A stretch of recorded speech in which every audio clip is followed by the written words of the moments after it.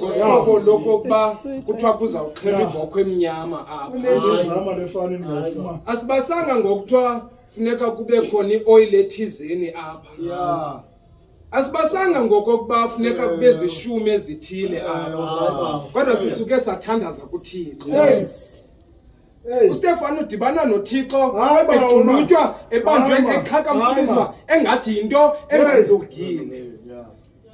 Okanti yena uSawule udibene noThixo one on one. Isininzi sabantu sikhona kodwa waziveza kuye yedwa uThixo. Hey kukho lento no one on one. Uzungayideli le ndawo uThixo akubizele kuyo namhlanje. Le ndawo uThixo akubizele kuyo namhlanje uzunceda ungayideli. Nkosi tata.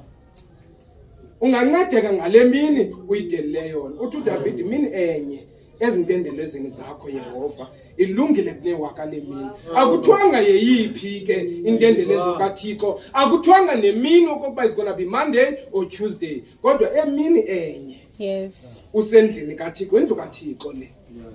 Wathi uDavid xa ezama umenzela uThixo indlu, wathi uThixo kuDavid makancinci wena, izandla zakho azilungile. Azilunganga. Nale indlu ngehle kanti yenziwe izandla ezilungileyo yenzelwe uThixo. Ngo Christ inkosi yethu. Amen. Komoya